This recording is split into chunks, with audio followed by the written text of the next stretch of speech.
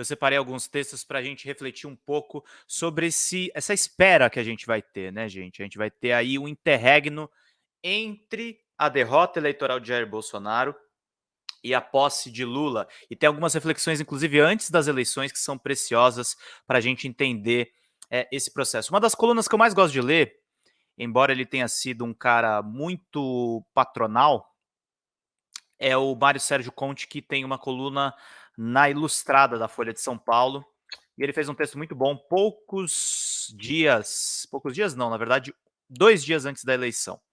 E aí ele escreve aqui: no aguardo de Lula, Bolsonaro e barbaridades depois da eleição. É uma reflexão, gente, na verdade, a respeito do que pode acontecer depois da eleição. O Mário Sérgio Conte, que é autor do Notícias do Planalto, aquele livro que é muito famoso sobre a imprensa e o caso do impeachment do Fernando Collor de Mello. Ele era diretor da revista Veja na época do impeachment do Collor. Vamos ver aqui justamente essa coluna dele.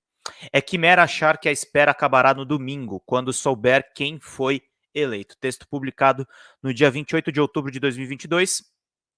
Vou aumentar aqui a letra para todo mundo ler direitinho. Quanto mais intensa a espera, mais o tempo demora a passar. É com angústia que se aguarda o resultado de um exame, o veredito de uma entrevista de emprego, a chegada da primeira namorada, o Godot. Godot, para quem não sabe, Esperando Godot, que é um livro de literatura bastante famoso. O Conte é prustiano e tem várias referências literárias dentro do texto dele. Contam-se os dias, depois as horas, e na reta final, olha seu relógio minuto a minuto. É aflitivo ignorar se o que se aguarda é real ou miragem, a espera exaspera, agasta e prostra. O Brasil vive uma espera coletiva nunca antes vista.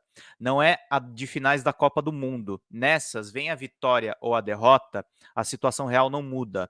Agora não é jogo, mas vida. É quimera achar que a espera acabará no domingo, quando se souber quem foi eleito. A ilustração da Bruna Barros aí para a coluna, que é justamente o Brasil dividido entre os lulistas e os bolsonaristas. Primeiro turno escancarou que vivemos numa nação dividida. Cisões eleitorais são corriqueiras nas democracias, mas jamais houve aqui uma altercação tão radical no modo de ser e de pensar como na disputa entre Lula e Bolsonaro. São dois países opostos dentro de um só. Engalfinhados, um considera o outro bárbaro e vice-versa. Recorde-se a sábia sentença de Montaigne: cada um chama de barbárie o que não é de seu costume. A se crer nas enquetes eleitorais, e ele usa uma denominação aqui correta, tá, gente? Eu conversei com o professor Ricardo Galvão, que era técnico diretor lá no INPE e foi candidato a deputado, infelizmente não eleito. A pesquisa eleitoral que a gente vê do Datafolha, do IPEC, eles têm um formato de survey do inglês. O survey, ele é muito mais uma enquete do que, de fato, uma pesquisa acadêmica, uma pesquisa científica.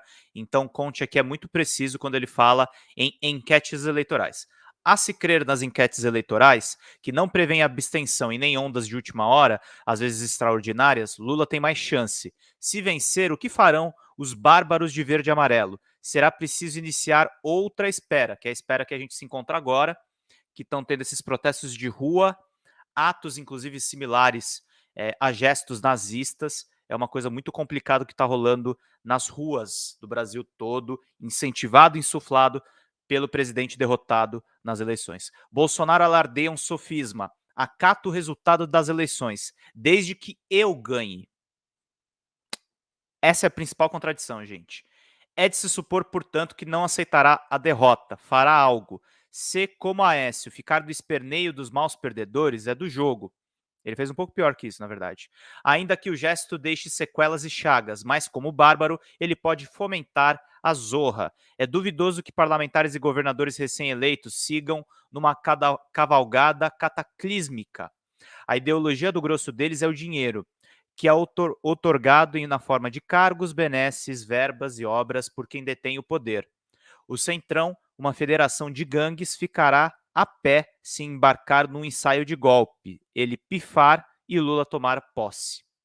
Vão esperar que Bolsonaro seja racional, realista, bárbaro, barbariza. No seu mando, cometeu toda sorte de atrocidades, às claras e na cara dura. Acoelhadas, as instituições engoliram todos os sapos. Pais da pátria fizeram cara de paisagem e assinaram notinhas de protesto. Isso aqui foi bem preciso mesmo, que é a notinha de repúdio. Nesses 4 anos, diminuiu o setor da direita que lhe dá sustentação, mas cresceu o número de unos, que são os bárbaros no caso, que os seguem cegamente. Bolsonaro é um Átila da extrema-direita com audiência de massa, mobiliza multidões, chefia uma guarda pretoriana iracunda e armada. A galera bolsonarista bem que pode engatilhar uma crise. Imagine-se que seu Führer vocifere que a vitória de Lula foi um complô das elites, uma falcatrua, que conclame sua gente a cercá-lo no palácio. Milhares montarão barracas e caminhões e o cercarão. O movimento tem meios de replicar o fuzuê pelo país. Na Avenida Paulista e Copacabana, por exemplo, haverá uma nova espera. Quem tirará os vândalos do Planalto? A Polícia Federal, que está sob ordens do ministro da Justiça bolsonarista? A PM do governador do Distrito Federal bolsonarista? As Forças Armadas bolsonaristas?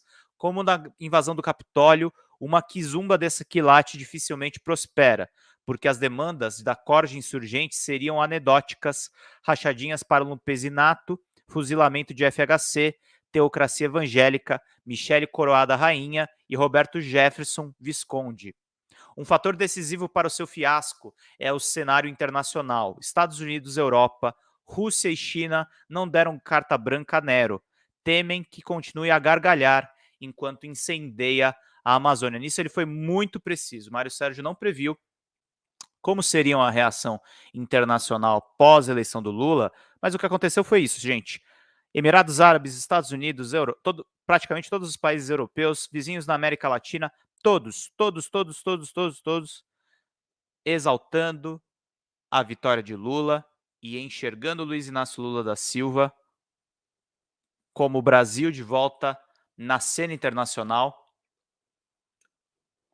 sobretudo defendendo o meio ambiente e causas que interessam também, sim, aos grandes capitalistas. É a tal da sustentabilidade nesse contexto de capitalismo global. O flagelo climático é cotidiano, planetário. Dissipá-lo implica mudanças radicais na produção da vida. Novamente, será preciso esperar uma solução, sem saber se ela de fato existe. Mas se sabe que se Bolsonaro lidera a motociata do apocalipse. Assim, o seu votinho no domingo afetará o destino de tudo e de todos. O mesmo vale para a sua reação, caso Bolsonaro perca e não aceite a derrota. Há que se agir. Quem é o que diz é o mestre da angústia e da espera, Beckett. É o que Vladimir fala a Estragon em Esperando Godot. Godot que eu falei no começo aí do texto, que é uma referência literária. Neste lugar, neste momento, a humanidade somos nós, queiramos ou não. Aproveitemos enquanto é tempo, representemos dignamente, uma única vez que seja, a espécie a qual estamos desgraçadamente atados pelo destino cruel. O que estamos fazendo aqui?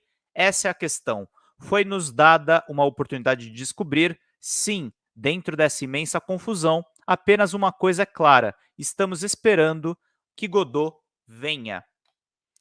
Essa é a coluna do Mário Sérgio Conte, com uma referência literária e fazendo especulações que, no final, parte delas até se concretizaram. A gente teve, no caso, as barbaridades do próprio Jair Bolsonaro. E aqui eu quero elencar, gente, nessa espera, quais que foram os principais erros de Bolsonaro nas eleições.